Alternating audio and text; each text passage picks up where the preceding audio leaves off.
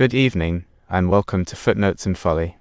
I am Professor Reginald St. John Pemberton, and tonight one of Shakespeare's strangest and most generous plays, a late romance that throws together a wronged princess, a foolish wager, a wicked stepmother, a Roman invasion, and a pair of lost princes raised in a cave, and somehow ties every thread of it into a single dazzling knot at the close Cymbeline.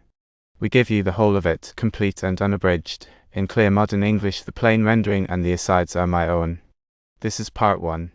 In ancient Britain, King Cymbeline's daughter Imogen has secretly married a worthy but landless gentleman, Posthumus Leonatus, instead of the loutish Cloten her stepmother the queen had marked for her. For this the king banishes Posthumus to Rome, where, stung by Italian sneers, he stakes a reckless wager on his wife's faithfulness against the cunning Iachimo, who travels to Britain, fails to seduce Imogen, and resolves to steal his proof another way. Let us begin. Two gentlemen enter the garden of Cymbeline's palace in Britain. You cannot meet anyone who is not frowning. Our feelings take their cue from our courtiers, and the courtiers keep wearing the same look the king wears. But what is the matter? His daughter, the heir to his kingdom, was meant to marry the only son of the queen, the widow he married not long ago. Instead, she gave herself to a poor but worthy gentleman. She is married, her husband is banished, she is imprisoned. Everything looks like grief, though I think the king is wounded in his very heart. No one but the king? The man who has lost her feels it too. So does the queen, who most wanted that marriage. But there is not a courtier, though they bend their faces to match the king's looks, whose heart is not glad about the thing they seem to scowl at. And why is that? The man who missed getting the princess is too bad even for a bad report to describe. And the man who has her, I mean the man who married her, poor good man, and is banished for it, is such a person that if you searched through every region of the earth for his equal, the man compared with him would still be lacking something. I do not think any man, but he is so fine an outside and so much worth within. You praise him very highly. I am not stretching him beyond himself, sir. If anything, I am pressing him together instead of fully unfolding his true measure. What is his name and birth? I cannot trace him all the way to the root. His father was called Caecilius, who joined his honor against the Romans with Cymbeline, but received his titles from Tenantius, whom he served with glory and admired success. In that way, he gained the added name Leonatus. Besides this gentleman we are speaking of, he had 2 other sons, who died in the wars of that time with their swords in their hands. Their father, then old and dearly attached to his children, grieved so much for them that he gave up life. His gentle wife, pregnant with this gentleman who is our subject, died as he was born. The king took the baby under his protection, called him Posthumus Leonatus, raised him, made him one of his bedchamber, and gave him all the learning that his age could provide. He received it as we breathe air as fast as it was offered, and in his springtime became a harvest. He lived at court, which is rarely done so well, most praised and most loved, an example to the youngest, a mirror that shaped the more mature, and to the older and more serious, a child who could guide foolish old men. As for his mistress, for whom he is now banished, her own value declares how highly she esteemed him and his virtue. By her choice you may truly read what kind of man he is. I honor him even from your account. But please tell me, is she the king's only child? His only child. He had 2 sons, if this is worth your hearing, mark it. The elder was 3 years old, and the other still in swaddling clothes, when they were stolen from their nursery. To this hour, no one knows enough even to guess which way they went. How long ago was this? Some 20 years.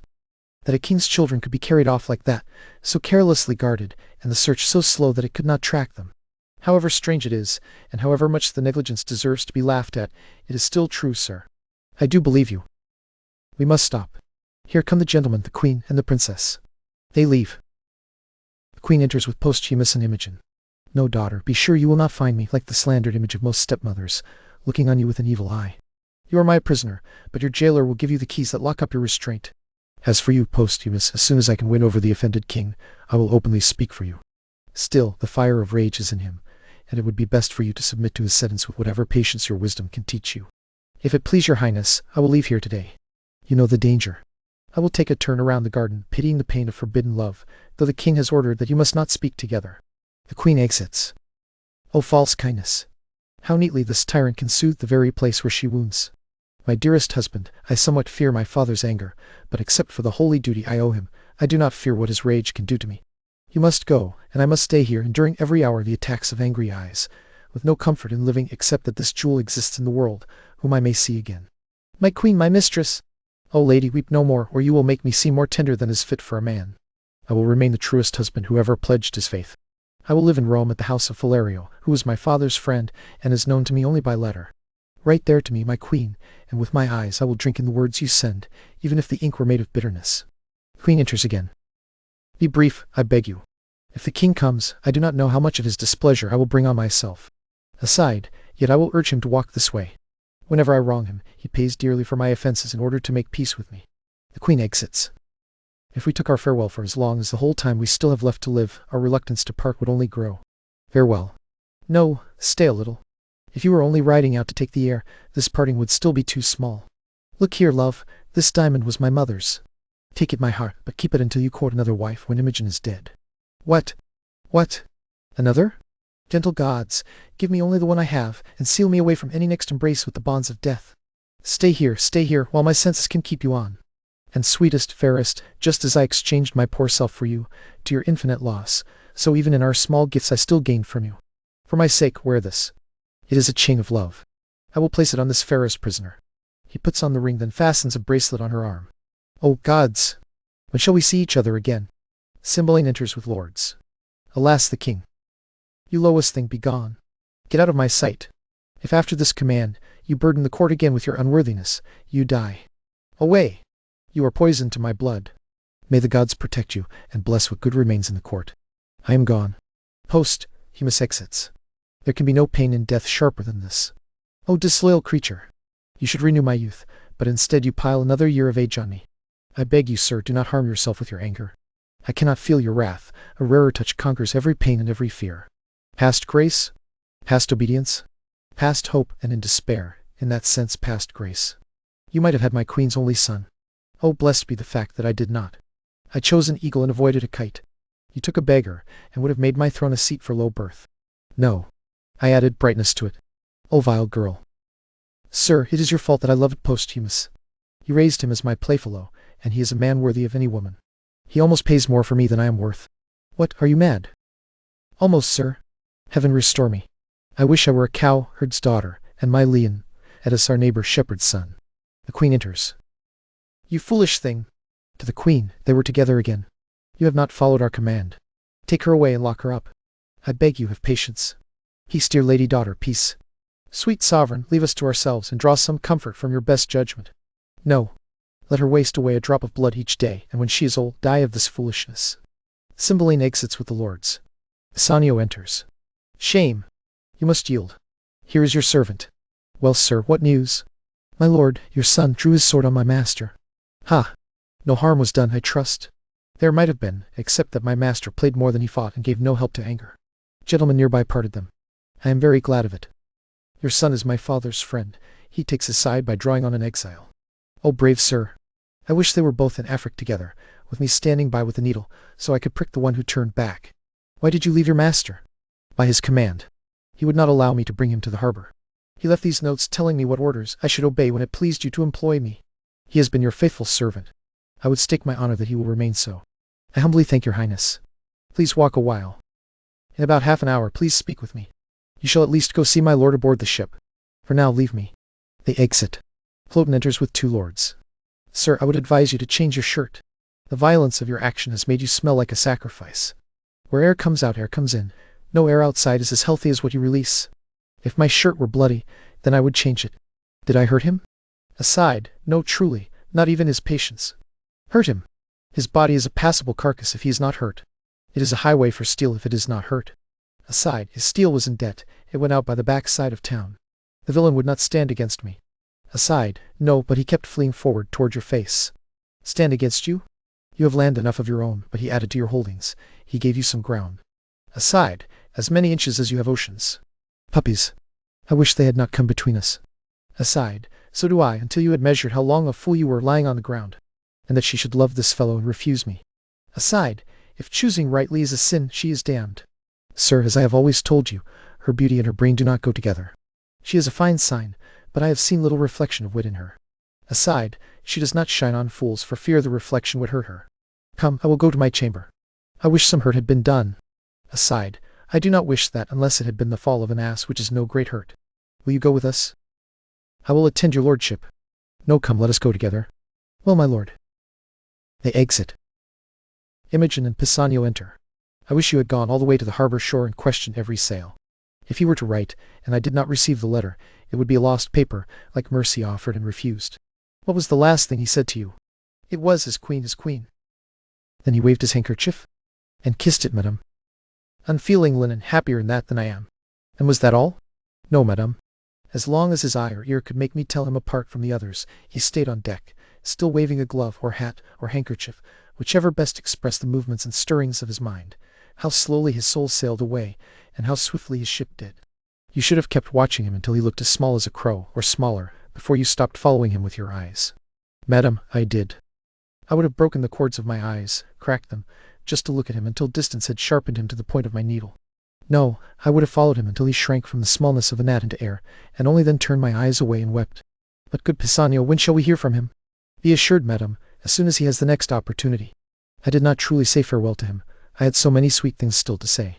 Before I could tell him how I would think of him at certain hours, with such and such thoughts, before I could make him swear that the women of Italy would not betray my claim on him or his own honor, before I could charge him, at 6 in the morning, at noon, and at midnight, to meet me in prayers, since at those times I am in heaven for him, before I could give him the parting kiss I had placed between two enchanting words, my father came in, and like the tyrannous breath of the north wind, shook all our buds before they could grow.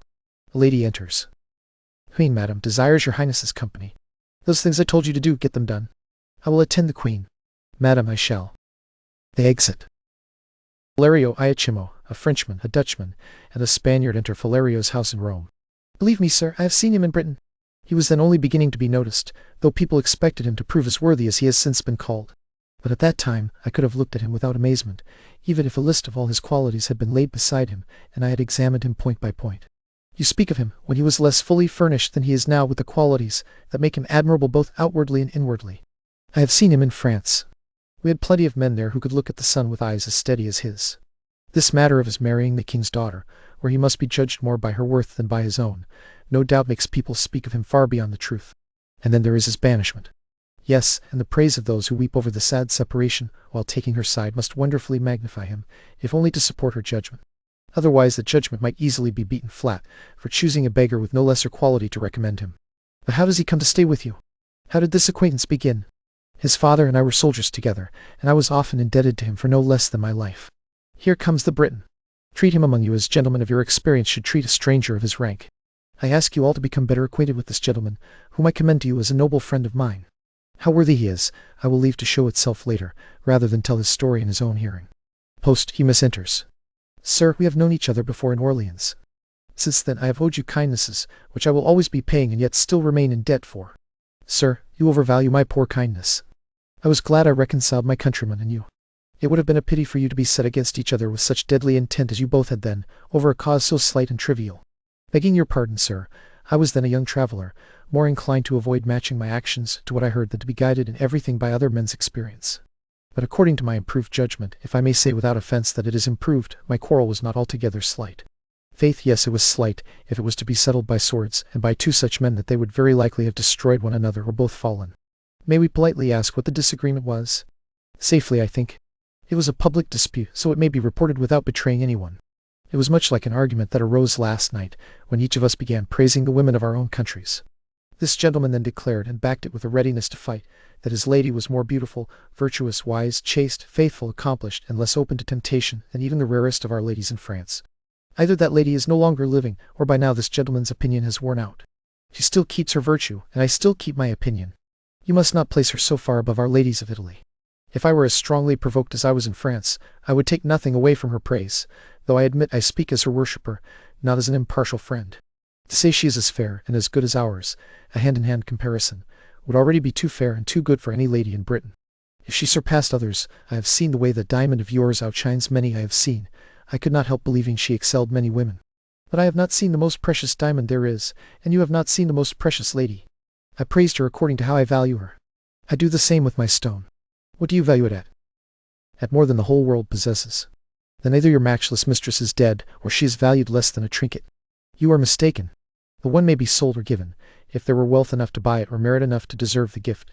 The other is not a thing for sale, and is only the gift of the gods, which the gods have given you, which by their grace I will keep. You may wear the title that she is yours, but you know strange birds settle on neighboring ponds. Your ring may be stolen too. So both of your priceless treasures are vulnerable. The one is frail, the other subject to chance. A clever thief or a courtier skilled in that direction would risk trying to win both the first and the second. Your Italy contains no courtier so skilled that he could overcome my mistress's honor, if that is what you mean by holding or losing what you call frail. I do not doubt you have plenty of thieves, but even so, I do not fear for my ring. Let us leave this subject, gentlemen. Sir, with all my heart. This worthy seigneur, I thank him, treats me as no stranger. We are familiar at once. With 5 times as much conversation I would gain ground with your fair mistress. I would make her retreat all the way to yielding, if I had admission and opportunity to befriend her. No, no. I dare stake half my estate against your ring on that, and in my opinion your ring is worth somewhat more. But I make my wager against your confidence rather than against your reputation. And to keep you from taking offense at that too, I would dare attempt it against any lady in the world. You are badly deceived by an overbold belief, and I do not doubt you would receive what you deserved for such an attempt. What is that? A rejection, though your attempt, as you call it, deserves more than that. A punishment too. Gentlemen, enough of this. It came up too suddenly. Let it die as quickly as it was born, and I pray you become better acquainted. I wish I had staked both my estate and my neighbors on proving what I have said. What lady would you choose to attack? Yours, whose constancy you think stands so secure. I will wager 10,000 ducats against your ring that, if you recommend me to the court where your lady is, with no greater advantage than the chance for a second conversation, I will bring back from there that honor of hers which you imagine is so carefully guarded. I will wager gold against your gold. My ring I hold as dear as my finger. It is part of it. You are being a friend to yourself, and therefore wiser. If you buy women's flesh at $1,000,000 for a tiny measure, you still cannot keep it from spoiling. But I see you have some religion in you because you are afraid. This is only a habit of speech with you. I hope you have a more serious purpose underneath. I mean what I say, and I swear I would stand by what I have spoken. Will you? Then I shall only lend my diamond until your return. Let agreements be drawn up between us. My mistress's goodness is far greater than the vastness of your unworthy thought. I dare you to this match. Here is my ring. I will not have it made a wager. By the gods, it is one. If I bring you no sufficient proof that I have enjoyed the dearest bodily part of your mistress, my 10,000 ducats are yours, and so is your diamond. If I fail and leave her in the honor you trust she has, then she, your jewel, this jewel, and my gold are yours, provided you give me your recommendation so I may be more freely received. I accept these conditions. Let us have articles drawn up between us. Only this much you shall answer for. If you make your voyage to try her, and tell me directly that you have succeeded, I am no further your enemy. She is not worth our quarrel. But if she remains unseduced, and you do not prove otherwise, then for your evil opinion and for the assault you have made on her chastity, you shall answer me with your sword. Your hand. It is a covenant.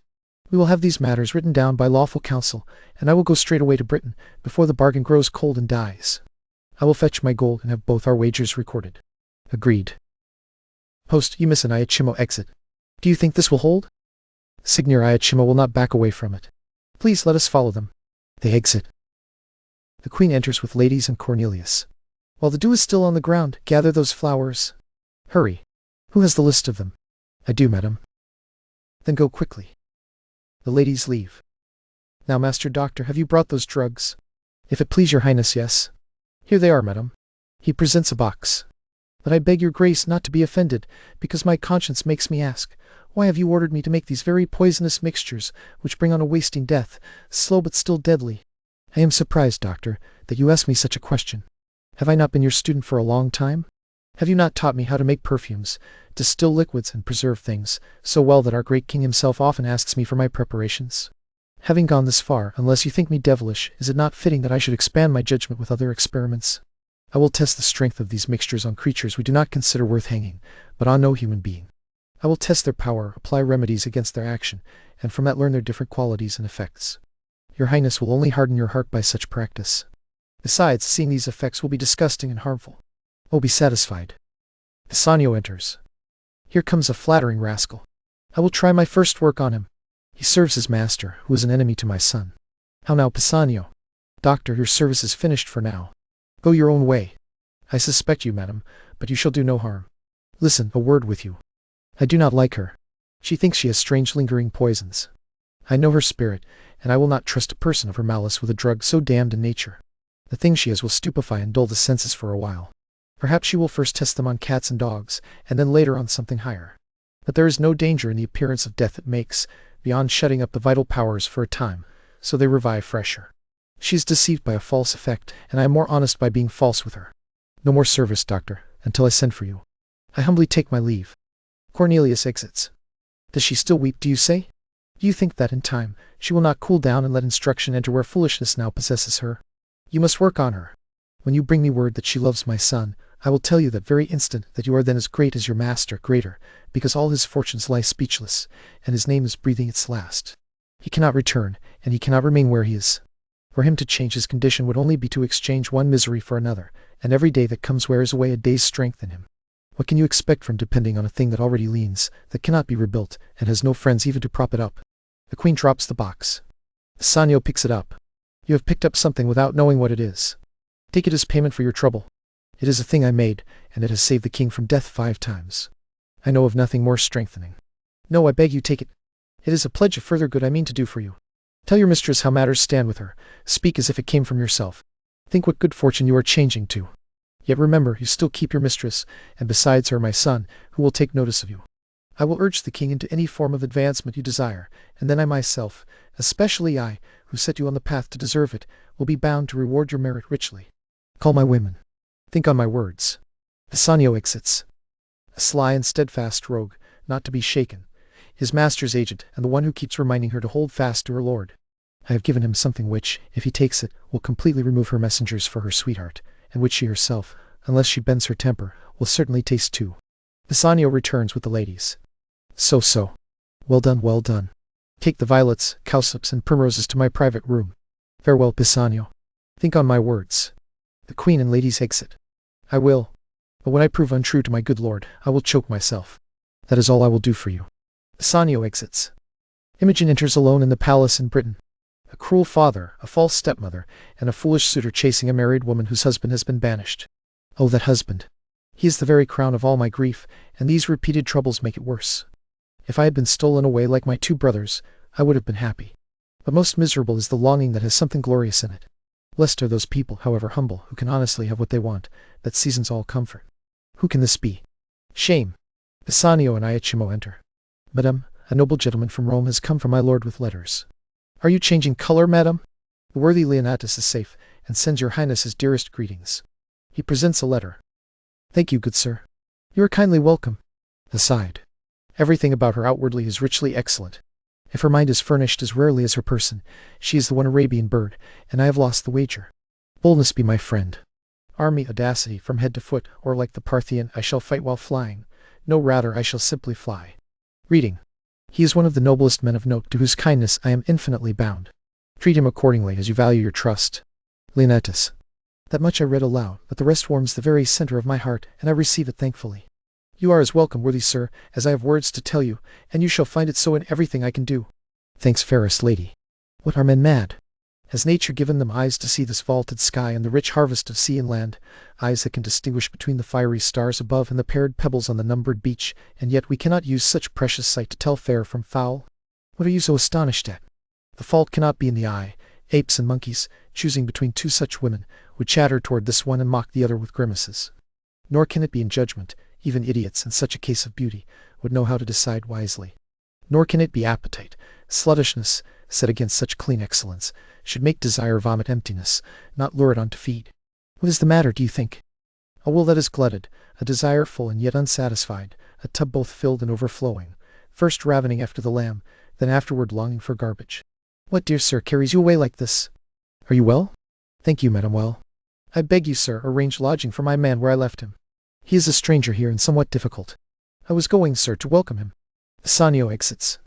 Is my lord still well? Tell me about his health, I beg you. Well, madame. Is he inclined to merriment? I hope he is. Extremely cheerful. No foreigner there is so merry and playful. They call him the Briton reveller. When he was here, he was inclined to sadness, and often without knowing why. I never saw him sad. There is a Frenchman who keeps company with him, an eminent monsieur who, it seems, greatly loves a Gallian girl back home. He sighs thick sighs like a furnace, while the jolly Briton, your lord, I mean, laughs out of his free lungs and cries, "Oh, can my sides hold, to think that a man who knows from history, report, or his own experience what woman is, yes, what she cannot help but be, would spend his free hours pining for certain bondage." Will my lord say that? Yes, madam, with his eyes flooded with laughter. It is entertainment to be nearby and hear him mock the Frenchman. But heaven knows, some men are much to blame. Not he, I hope. Not he, and yet heaven's bounty toward him might be used more gratefully. In himself that bounty is great, in you, whom I count as his, it is beyond all measure. While I am bound to wonder, I am bound to pity too. What do you pity, sir? 2 creatures heartily. Am I one, sir? You look at me. What ruin do you see in me that deserves your pity? Lamentable. What, to hide from the radiant sun and take comfort in a dungeon lit by a candle end? Please, sir, Answer my questions more plainly. Why do you pity me? That others enjoy your but I was about to say too much. It is the god's office to avenge it, not mine to speak of it. You seem to know something about me, or about what concerns me. Please, since suspecting that things are wrong often hurts more than knowing they are wrong, for certainties either are beyond remedy, or if known in time, give birth to the remedy, reveal to me what you both urge on and hold back. If I had this cheek to bathe my lips upon, this hand, whose every touch would force the soul that felt it to swear loyalty, this sight, which captures the wild motion of my eye and fixes it only here, if I, being so blessed, should then damn myself by slobbering with lips as common as the stairs that climb the Capitol, clasp hands made hard by hourly falsehood as hardening as labor, then go peeping into an eye as base and as bright as the smoky light fed by stinking tallow, it would be fitting for all the plagues of hell to attack such rebellion at once. My lord, I fear, has forgotten Britain, and himself. It is not because I delight in this knowledge that I speak of the beggary of his change. It is your graces that charm this report out of my most silent conscience and onto my tongue. Let me hear no more. Oh, dearest soul, your cause strikes my heart with pity so strongly that it makes me sick.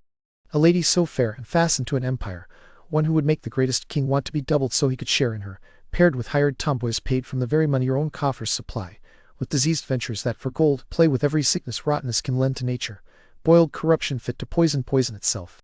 You revenged. Otherwise, she who bore you was no queen, and you recoil from your great bloodline. Revenged. How should I be revenged? If this is true, and I have such a heart that both my ears must not abuse it in haste, if it is true, how should I be revenged? Should he make me live like Diana's priest between cold sheets, while he is mounting changeable wantons, to spite you, and spending your purse? Revenge it. I dedicate myself to your sweet pleasure, being more noble than that run away from your bed, and I will remain faithful to your affection, still close and sure. Ho there, Pisanio. Let me offer my service on your lips. Away!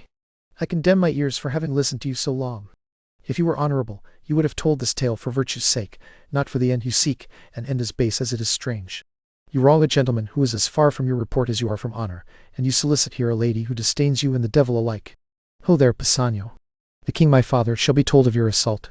If he thinks it fit that a saucy stranger in his court should trade as if he were in a Roman brothel, and explain his beastly mind to us, then he has a court he cares little for, and a daughter he does not respect at all. Ho there, Pisanio. Oh, happy Leonatus! I may say the trust your lady gives you deserves your faith, and your most perfect goodness deserves her assured confidence. Blessed may you live long, a lady belonging to the worthiest gentleman any country ever called its own, and you his mistress fit only for the worthiest. Give me your pardon. I said this to learn whether your faith was deeply rooted, and I shall make your lord seem what he already is, newly proven again. He is a man of the truest manners, such a holy enchanter that he draws whole companies to him. Half of all men's hearts are his. You make amends. He sits among men like a god descended from heaven. He has a kind of honor that sets him apart beyond mortal appearance. Do not be angry, most mighty princess, that I have dared to test how you would receive a false report. That test has honored your great judgment by confirming your choice of so rare a husband, a choice you know cannot err. The love I bear him made me know you like this, but the gods made you, unlike all others, without chaff. I beg your pardon. All is well, sir. Use whatever influence I have at court as your own. My humble thanks. I had almost forgotten to ask your grace a small request, yet one of importance too, because it concerns your lord. I and other noble friends are partners in the matter. Please, what is it? About a dozen of us Romans, and your lord, the best feather in our wing, have combined our money to buy a present for the emperor. I, acting for the rest, have purchased it in France. It is plate of rare workmanship, and jewels of rich and exquisite design of great value. Since I am a stranger here, I am somewhat careful to have them stored safely. May it please you to take them under your protection? Willingly, and I pledge my honor for their safety. Since my lord has a share in them, I will keep them in my bedchamber. They are in a trunk, attended by my men. I will make bold to send them to you only for this night. I must go aboard tomorrow. Oh, no, no. Yes, I beg you, or I shall break my word by delaying my return. I crossed the seas from Galley on purpose, and on a promise, to see your grace. I thank you for your pains. But do not leave tomorrow.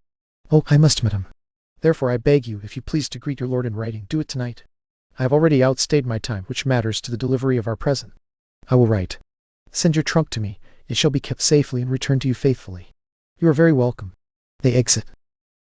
Cloten enters before Cymbeline's palace with two lords. Was there ever a man with such luck?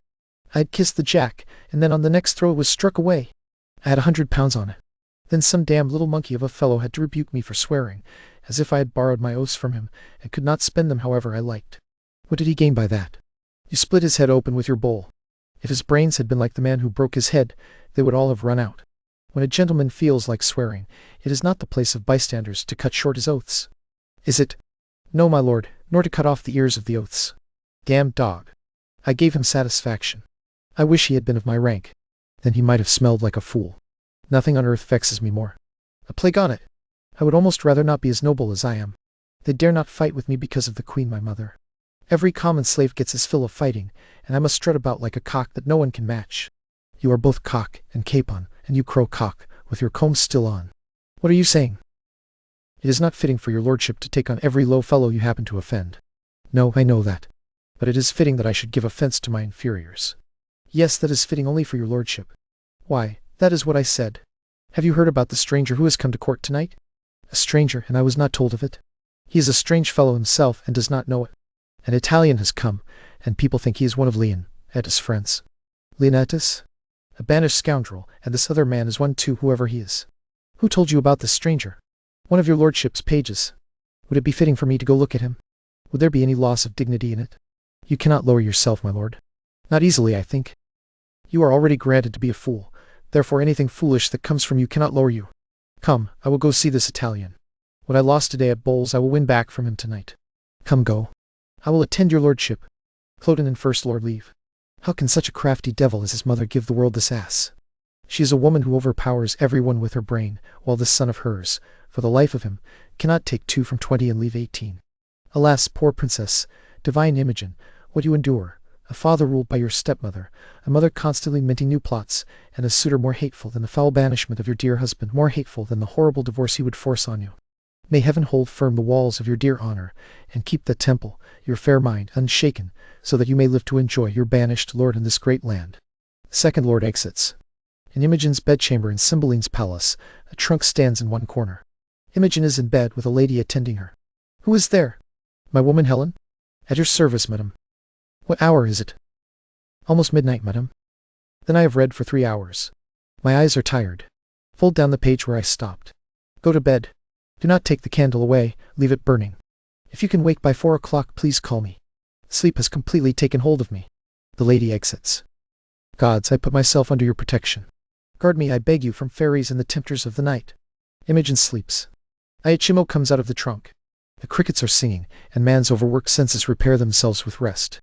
In just this way our Tarquin softly pressed the rushes underfoot before he woke the chastity he wounded. Cytherea, how gloriously you suit your bed. Fresh lily, whiter than the sheets. If only I might touch. But a kiss, one kiss. Those unmatched rubies, how dearly they pay for it. It is her breathing that perfumes the room like this. The candle flame bends toward her, as if it would peep beneath her eyelids to see the hidden lights now canopied under those white and blue windows, veined with heaven's own blue. But my purpose is to note the chamber. I will write everything down, such and such pictures. There the window. This is the ornament of her bed. The tapestry figures are such and such, and the story shown in them is this. Ah, but some natural marks on her body, worth more than 10,000 lesser movable things, would testify better and enrich my inventory. O sleep, you imitation of death, lie heavy on her. Let her senses be only like a monument lying in a chapel. Come off, come off. He takes off her bracelet. As slippery as the Gordian knot was hard.